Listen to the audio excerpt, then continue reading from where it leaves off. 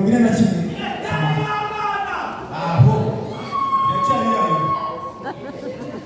mwene karuhuka twigeze kujya gusengera nka 2002 cyangwa 2003 cyangwa 2004 umushumba karangwa ko tutari twagenda ariko twari tuvuye twari twanarayeho twarayiwayo bari bamushye mwana dufashe neza nka 2002 na 2003 tujye gusenga no fuko bitaka mu cyamahoro murayo tugeze rero akavuga ko nta kamwe bitaka mu bati haraduhanurira ni nako kahanura Imana yavuze ngo tujye batumaso n'icyumweru kumbiye gutahana birambuye kahanura Imana yavuze ngo tujye mu cyamahoro tujye twangira tujye tutabishyikira ariko ko bavuze ngo Imana ivuze bine tugezeyo aho hari ikigisha kaje birere kandi ibintu byinshi kakana karugira karahanura ngo mwumve ngo nduwite kakana gatumesura utavuga ko ibintu byabo ngo nduwiteka ngo bana banje ngo mbise izina ngo mbise ngo badapfa nk'abandi ngo ni mutaye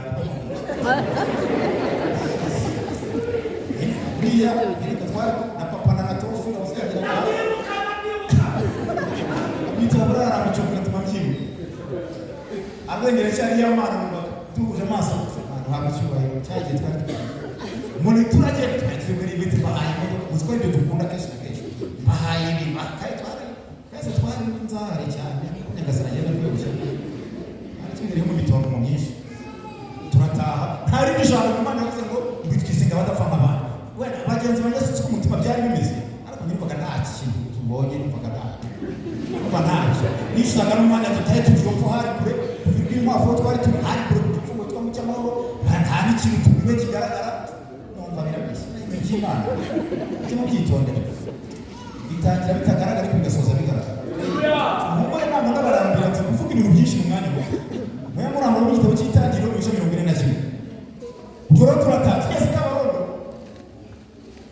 nari mfite amakasetere yanjye soha yandi ngo Imana niseriye nifite amakasete y'umugozi iyo yaragezweho tujya mu modoka tugira ngo duhe ba nyir'imodoka kasete yanjye bagende baducurangira dusanga na radiyo kwa kundi abakomveri barwaniraga abantu bari bakiriho komveri ati muze iyo turimo radiyo murumva umuziki usobanutse tutivaho tujye muri irimo radiyo turabyigana n'abantu b'imbere batubwira inzira bagira ngo turimo yuzuye igihe turahatana tukureke tuve mu komveri ati muze undi ati mwabura tutuwe nta muziki ufite nta radiyo turahatana ngo tuvemo batwima inzira turicara tuza muri iyo ngiyo tubabaye urumva umubabaro wacu washobora kuza wibwira tugize ngo twari ariko nk'abantu ibintu n'ibyitirirwa Imana ujya wicecekera bitwara uko biri impamvu Imana iravuze bikaho ceceke utegereze wabona ariyo nubwo yariyo kuba njye numvaga atariyo ariko naje gusanga yariyo ya modoka twarwaniraga niba hari abantu b'impanuka yize kubera hafi ya Caterpillar iyo modoka twarwaniraga kujyamo yaraje igongana na Caterpillar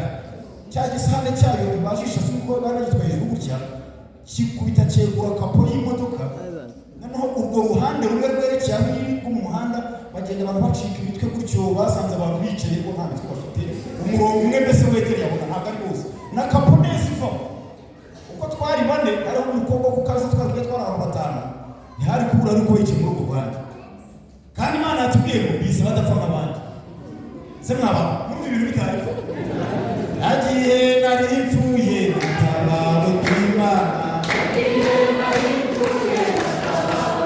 ibice 41 by'itangiriro umurongo wa 25 tureta dusoma no mu Mubwiriza ibice 3 no muri Luka ibice 22 twite dusome minota nyuma y'ikora se muri byo bibi tangira ibice 41 umurongo wa 25 dusome Yosefu abwira Farawo ati uko muri gusoma namwe inzozi za Farawo nizingahe ni zimwe ibyo Imana igiye gukora yabibwiye Farawo za nka 7 nziza ni imyaka 7 na ya mahunda 7 meza ni imyaka 7 inzozi nizingahe kandi ni zimwe na za nka zinanutse z'umwaka uzari zizikurikiye ni imyaka 7 na ya mahunda 7 y'imishishi yumishwe n'umuyaga uva iburasirazuba nayo ni imyaka 7 izaba imyaka 7 y'inzara icyo nicyo cyatumye icyo nicyo nabwiye Farawo ibyo Imana igiye gukora yabibwiye Farawo hazaza imyaka 7 y'uburumbuke bwinshi mu gihugu cya Egiputa cyose hanyuma hazakurikira imyaka 7 y'inzara ubwo burumbuke bwose bwibagirana mu gihugu cya Egiputa inzara izamara igihugu uburumbuke uburumbuke bwe kwibukwa kubw'inzara y'ukurikiye kuko izaba nyinshi cyane. Kandi icyatumye izo nzozi zibonekera Farawo kabiri ni uko ibyo byakomejwe n'Imana kandi izabisohoza ryari vuba. Muhite mwumva mu mutima yanyu mushyiremo n'ubwenge ko izi nzozi zitari zo gusengerwa ngo biveho. Izi nzozi nta kujya akanyagira, nta kizaba, nta kuba ngo urazishwiragije ngo urazishwaratuye washwaratuye bazige, byakomejwe n'Imana kandi izabisohoza vuba. Kandi uzasenga amava arinda akoboka ariko bibi wenda wazi ko mwabifata. Mubona ko abakora benshi nanjye ubwanjye ariko mperutse gusanga ahantu havuze izina bakajya burira n'ibiti bibasumba. Mana tuba twagushatse bakura n'ibiti bibasumba bagahanura amashami ngo Mana umwe akurira igiti cye, umwe bagiye kumanura igiciro cy'ibirayi, undi akajya kumanura icy'umuceri, bagafata ishami ngo turabimanura bakabiharatura bizongera kugurisha naturaho muzamanura nisanga muri nanjye nzabafasha kutegera ngo n'abakunzi nzabafasha ariko umutima nzabona ari kumanura ntabwo bizigira bimanura.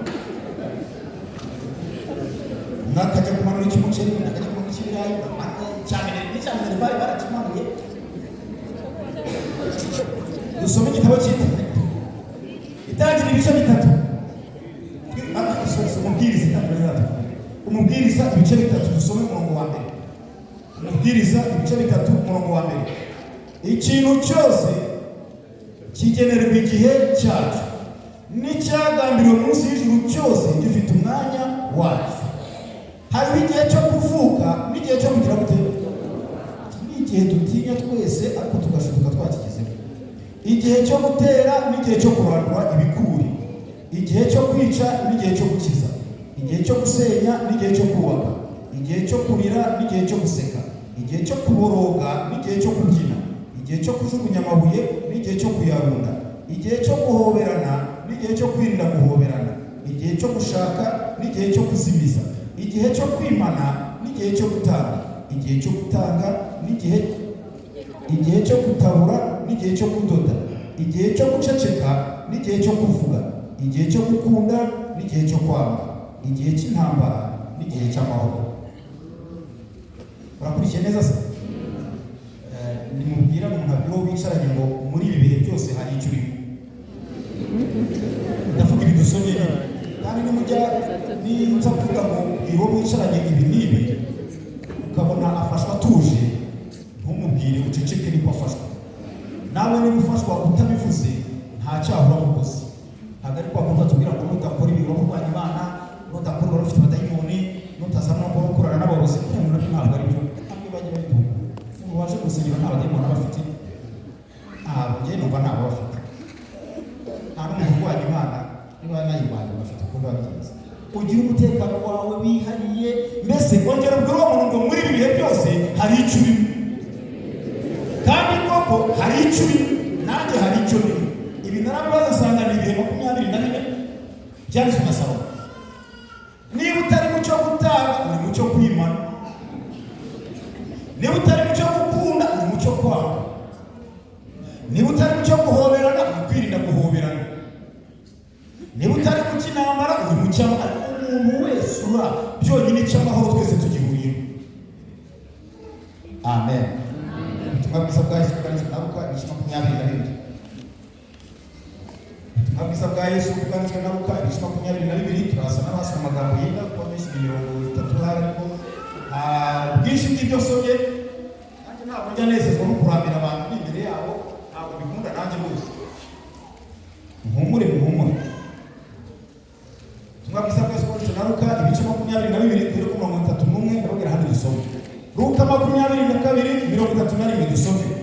Kandi umwami Yesu aravuga ati, nibyo Simoni, dore Satani yabasabye kugira ngo abagosore nk'amasaka, ariko wewe ndakwingingiye ngo kwizera kwawe kudacogora, nawe numara guhinduka ukomeze bagenzi bawe.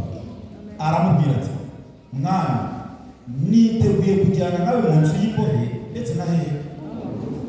Nyamara bari gusoma mu hafi. Niteguye kujyana nawe mu nzu y'imbohe ndetse na hehe. Ubuzima bwanyu uko mwabibonye, mwizemo n'umuntu wanzura ngo n'urupfu turi kujyana. hari umugore n'umugabo mwamwe bakundanye cyane sana, aravuga ati batwishire hamwe. Aravuga ati wabona yuriye panda garuvanga nanjye mushyiremo afana.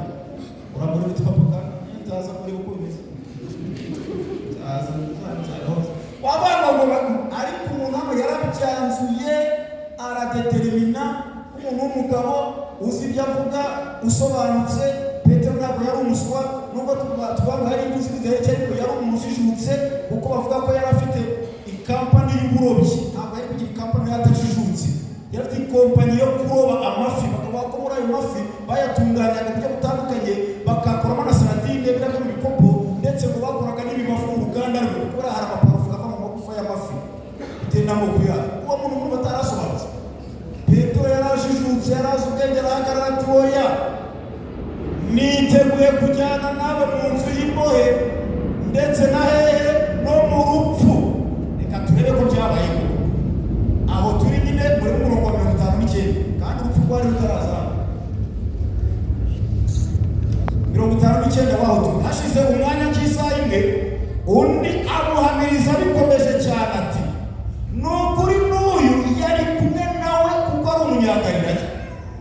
Petero ati wa muntu we, icyo uvuze sinzi icyo ari cyo. Nimuvuge ngo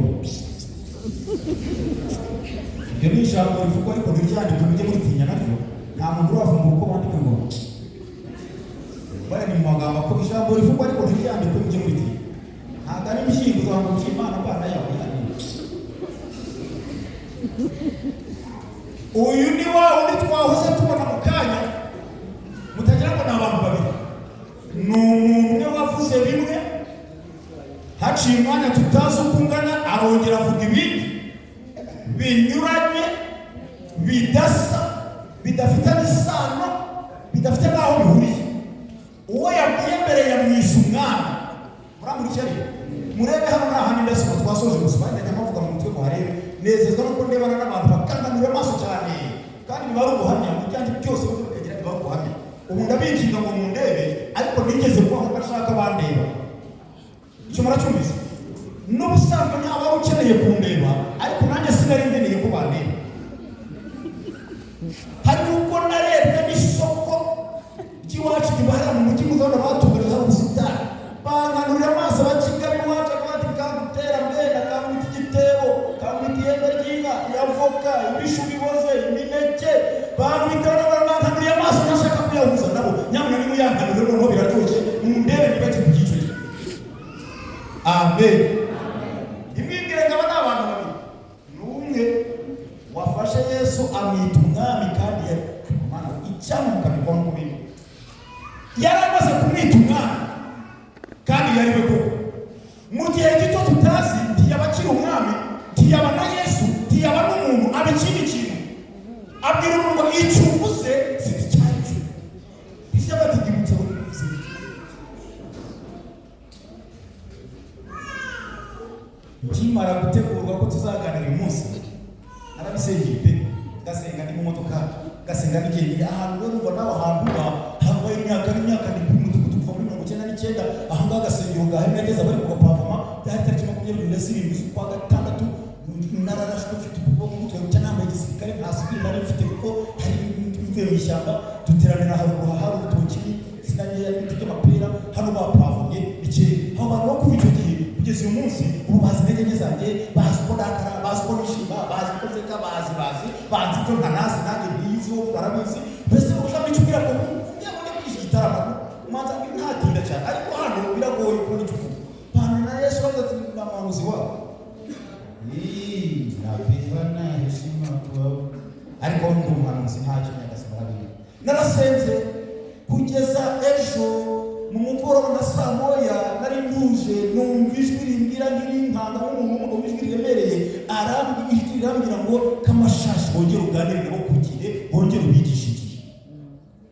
Nari mfite ibintu nateguye ibura n'ibizaza cy'igihe ndikanga mutekereza, ariko ko Imana isanzwe ivuga mu buryo bwinshi, numva ko umwuka w'Imana uri kuko impamvu avuze ngo wongere ni uko ijambo twigeze kuriganira kera.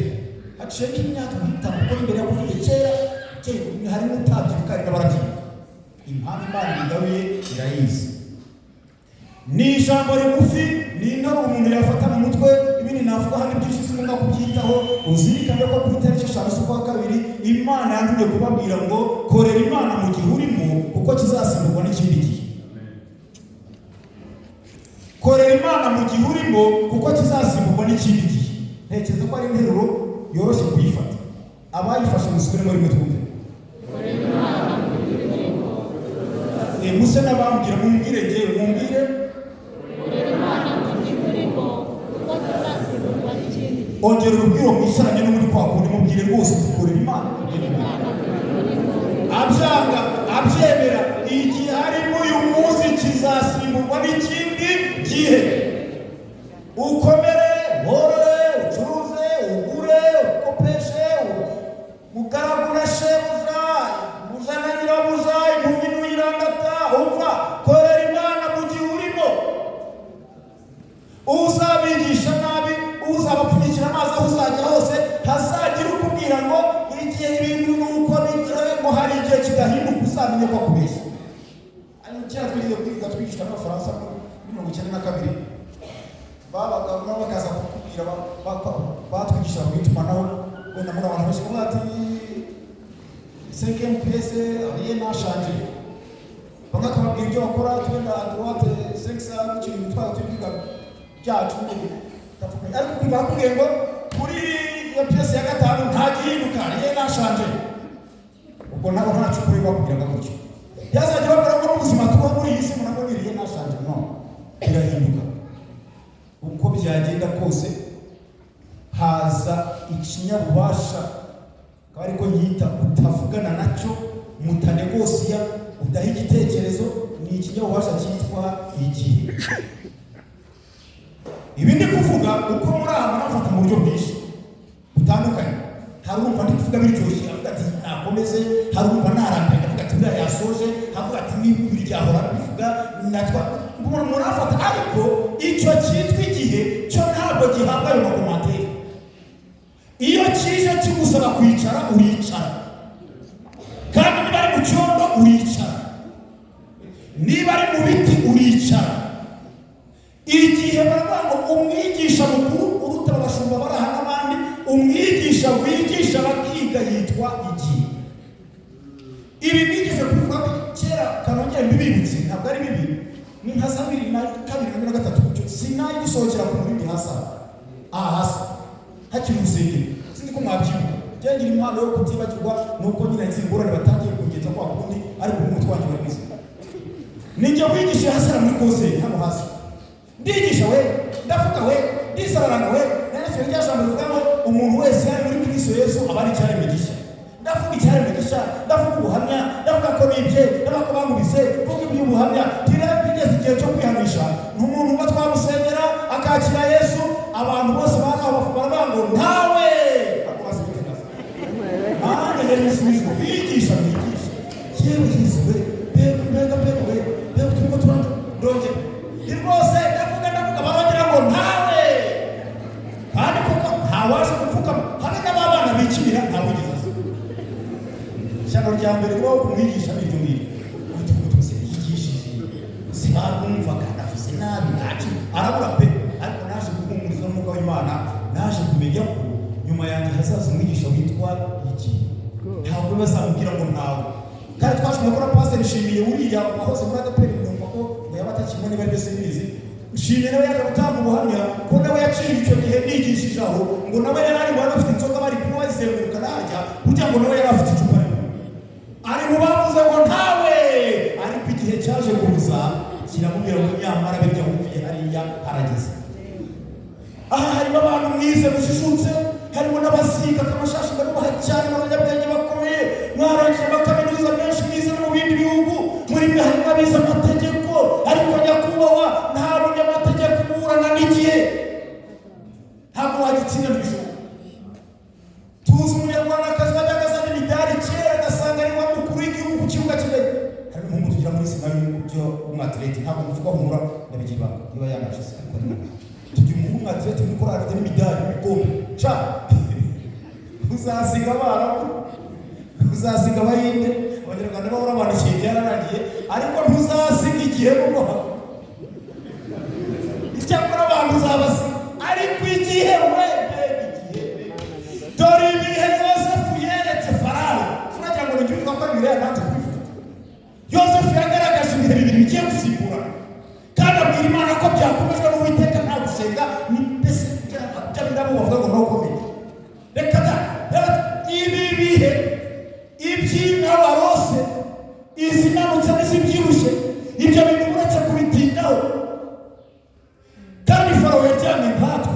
arota nkatwe ariko kurota moka ariko tuzigira amanga yandirimbo abigiye umuntu arota nije kurota ngenda nkora muri bifaranga mva hayitora zina nibwe havora kagira nkanga gukora mu nzira inota zabitane bicere hari kwishana no kwicira ugasanga baryamye kugira ngo nakire ko byamye biragorana ndanabyuka kandi numva ndababaye mbabageze ayo nataye kunatura numva ndababaye niba ntabwo ari kugenda simbizi kunagira ibiro bwenge kugira ngo menye ko byari numva ngari cyane ko kumbe nabo ibifaranga ni nabo mushonza rota ryabanza kwanyakiriye cyane Farawo yaramusinga kandi mukurota no kuvuga byari bisembe byari bizimuza twese gusa asaba abantu bamusobanurira birabonana mu gihe cy'ibihano makuru ari utahamwe Yosefu ndagira ngo mpafe ariko singira ati za nka zirindwi wabonye zibyibushye na ya mahunda arindwi wabonye abyibushye ibyo byombi ni bimwe ni igihe hano muri Egiputa mugiye kweza koko mwezi bihaza mu bitemerera mwezi bijumba mu bihingurube mwezi bishimo mu bibindi bisange biri kumerera mu bigega mugiye kweza hagiye kuba uruhumbuke butigeze kubaho mugiye kweza we Yosefu aravuga afanga kuvuga ati we burya abasengera muri ADPR kujya fufuwaya neza ati mugiye kweza ati yego ati Imana irabifufuwaya ariko ntamye ko hari kimwe tarikore aho nyuma y'iyo myaka 7 meza hasaza imyaka 7 y'inzara bavandimwe korera Imana mu gihe urimo kuko kizasimburwa n'ikindi abajya bakurikira isezerano mujya mubwira ko mushyiraho ibintu bibasetsa cyane yize mbona ese iranga umuntu witwa Ntawuhora Byibushye n'ubu narayibonye ndende ifoto umuntu witwa Ntawuhora Byibushye ubwo mverisi iryo sinaniye Ntawuhora cyashimira Ntawuhora ko nabone Ntawuhora Byibushye ko ntamuhora tous les jours ne sont pas dimanche ibi byose birahinduka gutura kuri ayo ngayo nyine repeta kuri ayo korera Imana kuri ayo ubaka niba ari yanzu n'izindi muhe n'abaryeho kuko hashobora kuza ikindi kintu bakakugaburira korera Imana mu gihe urimo kizasimburwa n'ikindi gihe uzaba umusore se ndabona hariya mu mujyi kuriya ndabufite ariko Mana we ibi bariya bingo bavuga ko barakomanta n'abana batora abasore baratunaniye urubyiruko baratunaniye bari n'amapantaro hasi nibashaka bazayihurebe yamani bageze no ku mavi bazagira ngo yazamure nabo babwiye igihe kizayazamura bayafunge ashyiremo n'umushumi azirya akomeze bifate igihe kizaza kimwambike yambare niba bikora ko babyumva baba batafu baba babire baba baninga baba bajama bazagira hasi n'andi ayo ni amasezerano n'iki kuvuga cyane nimubwire n'amasezerano n'iki amazi n'igihe kigira amazina we ntubimenye ukagira ngo nuko ejo bakazana inzara izamira uburumbuke niko twasomye umukristo mwiza rero ntabwo ahindurwa n'iki ahubwo agira imbaraga zimunyuza mu gihe akagicamo uvuge ngo amen adahemutse adasebye twabonye n'abavuye mu itara ry'umurongo nta n'umwotsi ubanukaho haleluya umukristo ukomeye uce mu gihe kandi ucemo uce abana mubyibuka isoko rikiri hepfo muri ni hasi hano biki ku muhanda muri ibijumba babyita amazina abantu basigara babimenye ku muri hano bakabirundamo ngo bikenere ibitebo babuze waza ngo nangahe bakabisukaho kugira ngo atware agatebo ke akigendera Yesu yasomora yo hari abantu mubyibuka muri buka amazina bari babyize hari uryibuka rimwe ngo arivuge kandi navuze bodaboda ni rugabire ko bodaboda zazitaraza kuko rugabire zari umuntu wese yabagambe rugabire z'imyanike babyita rugabire byarikuye tubadoda mu mapine y'imodoka babyita rukoro difense kuko byabaga bitukura cyane iyo urwego rw'igihugu rwo gutekera bambaraga imyenda itukura babyita rukoro difense rugabire hariho nasanze byitwa garuka twiyunge burya byagiraga amazina bitewe n'uturere hariho n'abasanze uruzina rubi haza kugira urumbaza tubitwegere na mubwira ntabwo ukiri imbere y'abantu uruzina rubi barwita ibijumba hirya yari imyaka yo kubyeza ongera se ubyitize ngaho birihinde se uzi tubwiza amazina muri iyi minsi kereka reka tubyise vewiti cyangwa VIP ayiba urabivanga n'ibijumba urabyita ngo iki ibindi bintu bigezweho muri bitamukira kereka tubitseho na samusangi mbese muri ibintu bihenze muri iyi minsi tukabyita tekino wenda tekino nayo ko nyinshi bagira ngo birasabye iki birakosha se sabimana birakosha se imana bazo nawo ibijumba nta ubundi hajya kaba ngo ibiryo ibi ni ibiryo by'abakene barya ibintu uwavuga ngo umukene arya iki ni ikihe ubugari si 800 kandi muzajya kanyarira mu manure bizamuke ujya kizamura mu manure byurire ahubwo korera imana mu gihe urimo kuko kizasimburwa n'ikindi gihe cyangwa yaranditse twabona mu mbwiriza arabivuga araho ntabwo twanahatinda buri kintu cyose mfite ibyo nakivugaho ariko n'umwuka Imana akubwira igihe cyo kwanga icyo gukunda icyo gusenya icyo kubaka byose bikubwira aho ngaho yo kwirinda guhoberana se ntabwo tukiva mu bwanyu ntabwo mukize hata higiye mwahanaga ibisayasa arabayihanira ngo umupolisi atabambika ya nkunga bavuga ngo ni Kadafi wayihaye u Rwanda atabambika ndeba bahoberana n'abari bakumburana muri cya gihe ubu sesha se muragira igihe cyatoroheye izi hata twasubiza miliyoni n'igice cy'ijana kinanga ubu zigeze nko muri bijana miliyoni 300 niyo twaguze cyangwa sofuze fungura ujye uvuze bashyira umufuka bisakuze bakwe maze bapakire bitewe n'iki igihe ifuze ngaho cyo utonda kure nawe kitabisa usikwari n'igihe cyo kudashobora ibyo mabara buze cyawo nta muyobozi watujije sowa nta mu wa leta tubiga mu fana n'abayobozi kada n'igihe cyabiteye ntabwo ari meya ntabwo ari gitifu ntabwo ari minisitiri n'igihe no nta uburana nacyo niko nababwiye nta wiruka ngo agisige nta warya cyane ngo agicure nta mutezi w'amakofu utera igihe nta mukino umupira ucenga igihe barabitwara ibikombe bakabatuka kuma amashyi mukanya ugasanga cyashaje kigera muri sitade ngo uwo bahazwa imidari igihe we igihe kari mu bya mbere hari wari hafi yanjye hano kabuze yatere aho arakabya ngo nirijwe ntiri kugeraho mutamubwira ibyo mvuze heba uretse handi twamuhimbye ngo yishime mutwo twita fiyete twita turi tunyushye ariko yandi muyare ubundi akwiriye yahe mubwira abari hafi akwiriye yahe tate irindi bibi kaka nyogokuru tujye bisire ngo tujye bisire mu kutima munyumvire pe ariko wamukweretse muri ahari gihe yagombaga kwitwa hani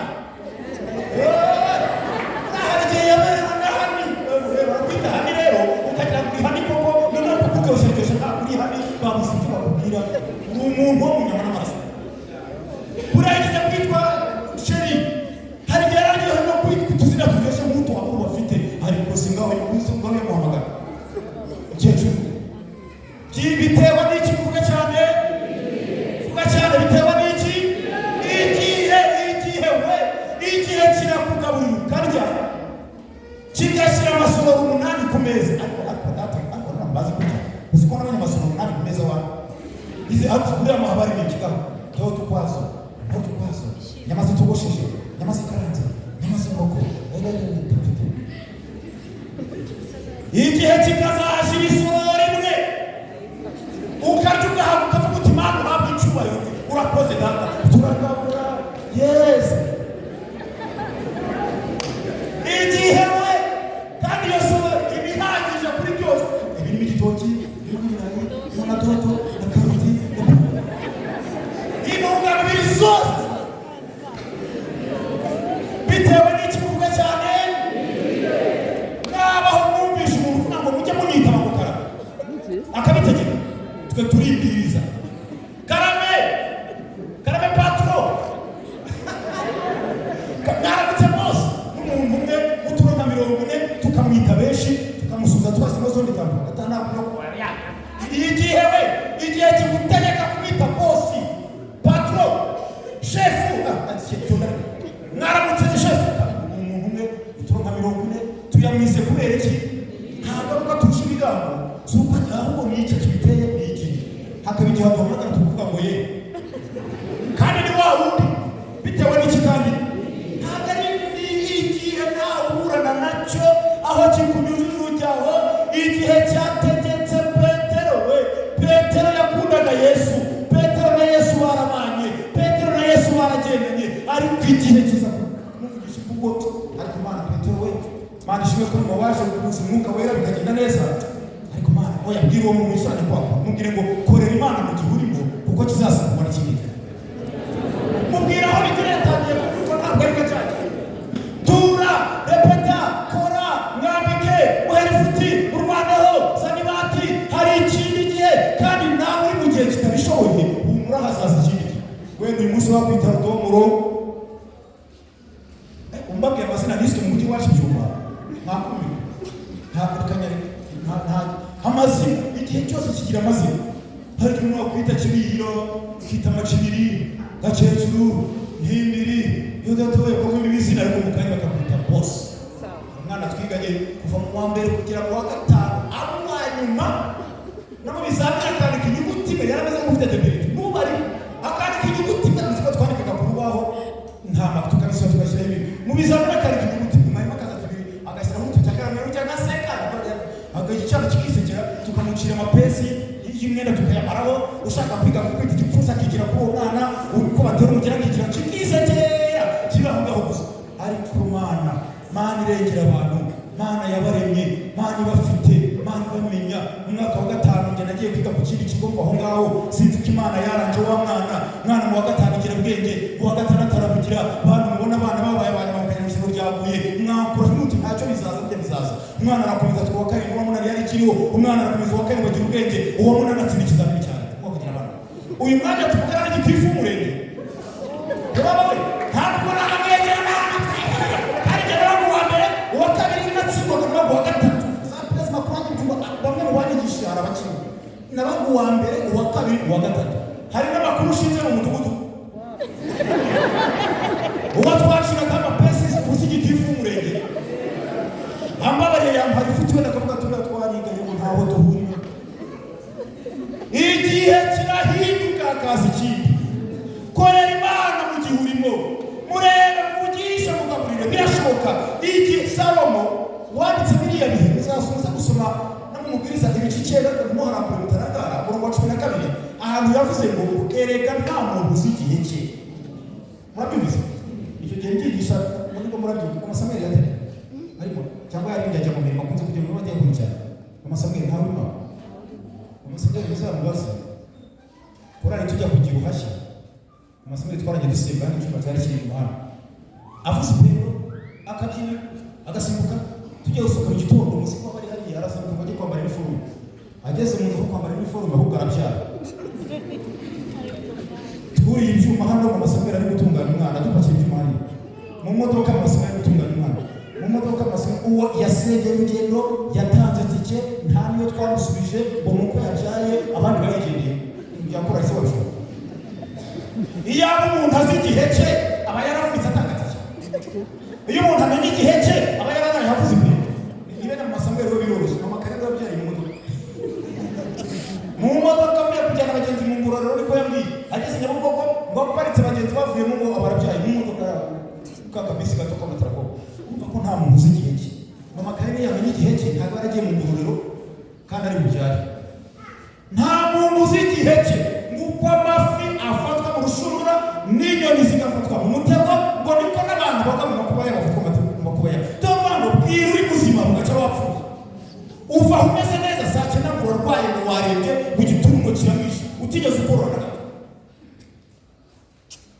Igihe kikunyuza aho utari kunyura, igihe kikurisha bitari kurya, igihe kigusabisha uwo wimye, igihe kikuvira za sinike, igihe kiraguhuma kandi ureba, igihe kigucisha mu modoka kandi mu idirisha kandi uzaho umuryango uri. Igihe we nimutabare mukorera Imana mudakoreshejwe n'igihe. Sinzi si ngombwa ko bisubiramo cyane ariko se reka mbanze gusoma umutima hafi gusenga. Impamvu ndinda kubisoma cyane nuko we twebwe ibyo tugeraho byinshi tubigeraho tuvunitse, abatarakizwa babigeraho bibye babeshye bakageraho. Ariko Salomo yahawe ibintu bitatu n'Imana abandi bose bawira bavunikira bageraho bibagoye. Ubwo ngo yari ikipeyoni ngo amaze gutanga ibitambo 1000 niko birivuga Imana iza kumusanga mu iyerekwa mu nzozi biramubwira ngo saba ikintu ushaka nkiguhe. Salomo avuga amagambo meza asabwana n'Imana aribwira ngo nibwo njya ku ngoma ndacyari umwana sinzi iyo biva niyo bijya iyo abantu bose bamenya ubwenge bw'ubu none Imana ngo mbese kandi ndinde wabasha kuyobora ubwoko bwawe none ngusabye ubwenge kugira ngo mbashe gucira abantu mu manza zikwiriye. Haleluya. Imana iyo bajya mu mvugo yindi yeruye Imana yaratangaye yarumiwe yabonye ibintu itari yiteze. Imana irabizi zikamera zikomeye izi kwiramutse itunguye iti ngwiki neka kandi imodoka Mana nanjye nikate kabisa inzu nziza irabizi kamera yacu ko ari ibitenge ni uko n'ibyo ibyo dushaka itangaza kuko Salomo adasabye kimwe mu biranga amarangamutima ye.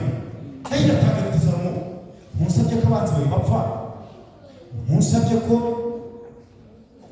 ubutunzi musabye icyubahiro bigize mwumva bifasha n'iyisho abantu twese dukunda kuvuga n'abandi bavuga y'abantu batemberanaga ari babiri umuntu wari kumwe n'inshuti ye ni akantu kavuzwe cyane bageze imbere bahura n'inshuti ya wa muntu nanone bararamukanya abwira uwo bazanye ati shaka mbwira ikintu nagukora tugiye gutandukana mbwira ikintu ngombwa ushaka cyakugira umumaro ariko bituhuye wenda kimwe n'inshuro ebyiri baravuze cyane ati mbwira ikintu nguha rwose ariko niba ndakimukubira kabiri wawe niba ahita atekereza ati wanyumvira nimusaba imodoka uramuhibye kandi n'imwe nta yaguze mu Imana nimusaba imyenda aramuhibye wahita avuga ati ngaho njyewe nkuramo ijisho njyewe icyo ngusabye nkuramo ijisho kugira ngo hano bamukure bangahe wumvise imitekerereze ya muntu yamwe ariko ngo umuntu ababwira Imana ati ubwenge Imana iti Salomo we ndatangaye numiwe usabye ubwenge bwo gucira abantu banjye imanza zikwiriye ubu bwenge Salomo ndabuguhaye kandi nguhaye n'ibyo utasabye nguhaye ubutunzi nguhaye icyubahiro mu bandi bakubanjirije n'abazaguheruka kuri ibihe bihaye ibindi ntabwo uzahaye ubwenge ntabwo uzahaye ubutunzi ntabwo uzahaye icyubahiro nimukomere Imana amashyi bavande itange ibyo twasabye n'ibyo tutasabye ibyo wasabye n'ibyo utasabye ushaka kuvuga bike wandike bike Imana irabizi. Haleluya. Aho rero niho yakwiye kwandika igitabo cy'imigani kugeza ku 29 niho yakwiye indirimbo za Salomo niho yakwiye umubwiriza niwe Imana yabwiye umuhanuzi ngo amwiteye Didiya avuka we yiyita ubwenge yiyita umuhanga yiyita umugabo yiyita umubwiriza n'andi mazina meza yose y'icubahiro. Aha rero mbabwire abantu mwize mu mateka n'abo muziga hari abantu ku isi yacu uyu munsi hari abanditse ibitabo abafite amafilozofiya bahagaragara abafite ibintu bagiye bashakisha abagiye bavumbura imigabane abavumbuye ibihugu hari ibihugu byagiye bivumburwa birimo na Amerika yaravumbuwe na Congo Brazzaville n'ibindi byinshi n'ubu hari umugabane waherutse kuvumbura nanone ariko ntawe uzigera agira ubwenge bwa Salomo kuko we yabuhaye buvuye mu ijuru ku Mana. Abandi baringa bakarara amajoro baraza amaguru mwibase bagasoma ibitabo bagatekereza ariko Salomo Imana yarafashe iramubwiriza kuko ari byo yarasabye. Amen. Amen. Hari abantu bagize ubwenge mu Rwanda tuzi bitwa baributsa hamwe baributsa bitwa Maniraga Basharire ariko za guhindura Maniraga baributsa muzari muri shife y'ibitabo muri kaminuza mu cyo kigo yanditse igitabo kibi cyane cyitwa intambara y'abazimu niko cyitwa ariko cyanditswe n'ubwenge bwa mubanye bwinshi kuko Salomo yaranditse ngo kuko ifeza rwari ubwugamo ngo n'ubwenge n'ubwugamo wari ku mumaro wo kumenya ngo nuko ubwenge burinda ubugingo bw'ubufite iyo ubwenge butarinze ubugingo ariko aravuga ubumenyi k'ubumenyi ubundi ubumenyi bino twiga ntabwo bigomba kujya hejuru y'ubwenge ubwenge nibwo bugomba kujya hejuru iyo ubumenyi busumba ubwenge umuntu arasaba agasera mu byo yize uguhora n'umuntu avuga icyongereza n'igifaransa ariko atajya amesa togosha ubwanwa asa nabi ubumenyi buba bwarasumba ubwenge nabyo namenye handitse ngo ubumenyi bw'umuntu bwasumba ubwenge bwe byanditse mu gifaransa ngo none afite ubwoba bw'ibyazi ubumenyi bw'umuntu bwasumba ubwenge bwe ngo none afite ubwoba bw'ibyazi buriya bari abantu bakoze ibisasu biturika mu bumenyi bwabikoze ariko uyu mwanya babuze aho bazabituritsa bahagaze ubumenyi bwasumba ubwenge babuze aho bazabituritsa iyo kirazira k'ubumenyi busumba ubwenge nibwo burinda ubugingo ubumenyi ntabwo bwarinda ubugingo ubumenyi ariko nabwo ngo umumaro wo kumenya nuko ubwenge burinda ubugingo bw'ubufite niko Salomo yanditse. Abandi benshi barahari bitwaga abanyaga bava kuri uzi imibare mu Banyarwanda babayeho n'abariho uzwa n'ikintu cyitwa teoreme banyaga yavumbuye uburyo n'inye paralele ngo zahura n'ubu ntawe uravumbura aho zahurira ni banyakubizi we kandi aracyari Abanyarwanda muri Amerika hari utwana yigize cy'ibutane mu bantu Banyarwanda ariko abo bose nta bamute ba Sokrate bande bakabiga andi n'abandi abantu ariko reka da hari abantu bagize amafaranga barayatunga no mu Rwanda turabumva.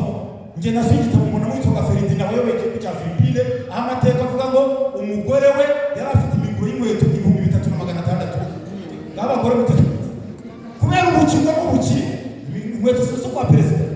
Umugore ngo afite imiguru y'inkweto, abagore rero mutangare gake muraseke gake kuko namwe mu Rwanda wazi bahamaze tunga kwa buryo muri mu bantu bakunda imyenda cyane kandi munayirambirwa vuba. Nta mugore wambaye umwenda ameze 6 sinzi ko bishoboka bayawubaza waba ari musha waba ari ntabwo n'abayaya barayifite barangwa n'abasabita gato.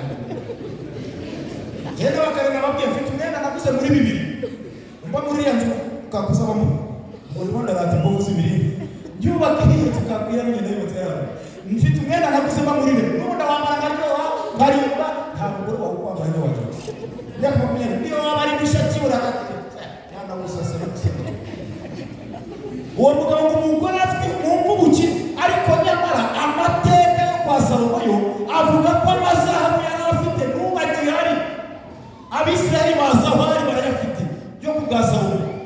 Uvuze icyubahiro abantu bagize icyubahiro n'abahaye kare muzajye musubira ibitabo murebe witwa Paul Puti, General Franco, Adolf Hitler, Benito Mussolini, abo bantu Idi Amin Dada hirya mu Uganda yagezeho yita Dr.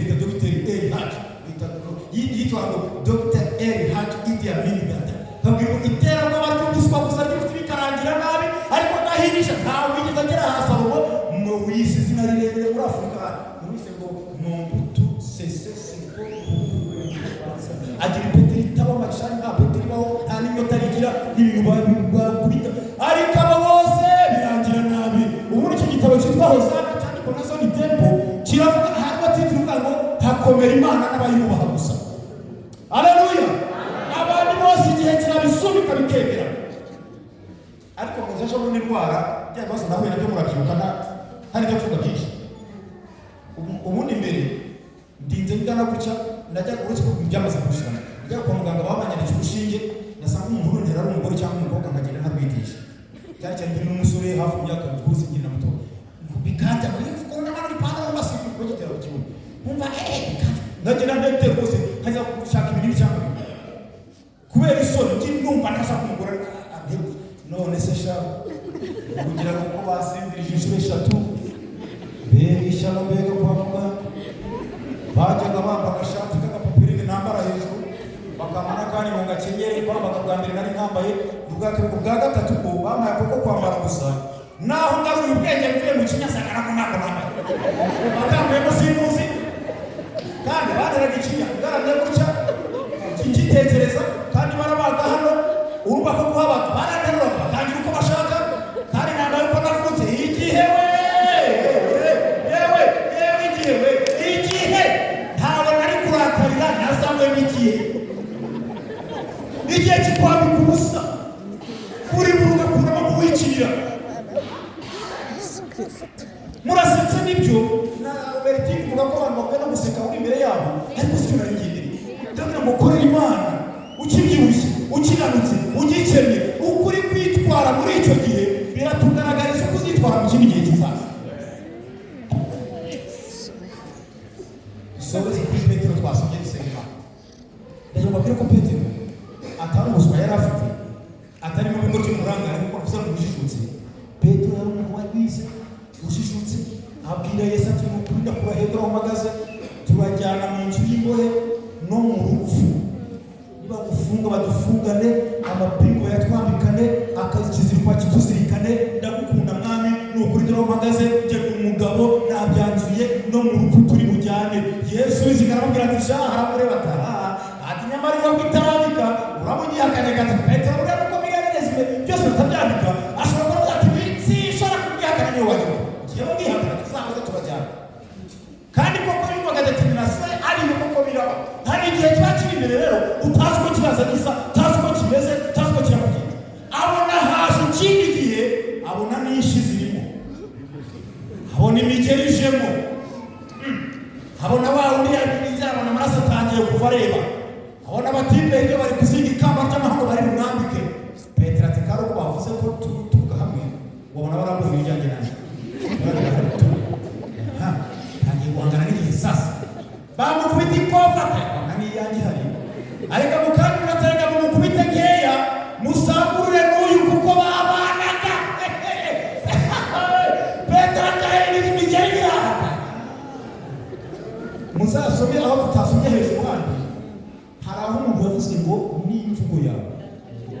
murabyumva umuntu asoma akavuga ikirundi ntimwavuga muti uyu muntu atuka ikirundi cyangwa yabayeho cyangwa arahagutuye ururimi mu bintu biranga urushene y'umuntu n'ururimi rubamo aho uba aho wabaye aho wavukiye se n'akarenda mugenda kuko njyewe urukiga rwashizeho ku rurimi ariko ubundi ibyuma ntabwo ari umuntu bari kuvuga kuko nageze i Kigali muri 89 kera umuntu afashe ururimi rw'ino ntabwo wabyumva ariko umuntu wavuga ati jewe mwateza kwavuga n'abati ndashaye mwababwira kwavuga ikibuga igitaramo mwati ndashaye mwateza kwavuga ati babivuga si mu majambo rurara reba umuntu wahakanye agahakana n'imvugo kandi imvugo iri mu biranga umuntu hariho imvugo yarangaga Petero na Yesu bakaba yivuga n'abantu baturuka aho ngaho bose Petero ndatekereza ko yahise yihindura nk'uwavuga ati jewe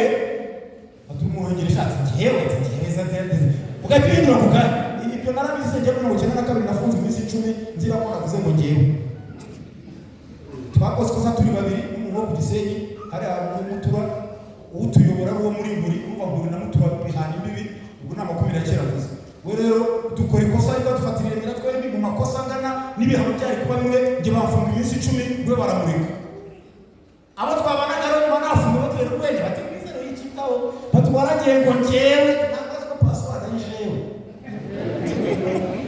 buriya ati jewe nawe uti jewe ati iki bagufunze nyine 10 ndayirangiza mu kasho kera habaye umuntu wakanye Petero yakanye n'imvugo arayihindura biremera arayisisiranya biremera uwabwiye tubwo nibyo ngo bagere hariya haza udatariko uyu muntu nawe n'uwa Petero aramureba gusa kwa kuri kimwe tubwirana ngo ujye uvuga ibyo uhagazeho ibyo wasubiramo ariko icyo uvuze icyo niba ari cya Yesu yarati uyu nawe barabana n'icyo uvuze gusa siti cyaricyo Yesu umwana w'amahoro Yesu umwana w'Imana ntiyahoye Petero iryo jambo ntiyamurebye nabi nyuma yaho barakoranye amaze kuza umwuka wera yarababwiye ati wawe mwishe mukamwamba namuhakanye ntaruze umwuka wera burya niwe ukoze ibi ntabwo twasinze ntabwo twaweye turi abagabo wawe undi mwishe umwe mwamanitse umva Yesu yiteguye gukora ibyo wakoze mu gihe cyawe cyose Yesu yiteguye kubabarira no kukweza ibyo wakoze mu gihe wapfushije ubusa cyose dusenge Imana igihe kikwitisha amazina ukagira ngo ukambara ubusa kubera igihe ukambara ukavuga ibitavukira tukiheruka benshi ugahimba amatiku ukemereza benshi banza gutura benshi ntibakubakanya bafite ubushobozi benshi bima bagenzi babo babaye imisambo barabeshya kubera igihe kiramutega kubeshya ariko ko hagiye kuza ikiruta icyo ahubwo reka tugusengere Imana ikubabarire uko witwaye mu gihe wahemujwe n'igihe wamwimye kubera ntawe ukureba nabi n'igihe cyabiteye funga amaso gusa kandi n'umutima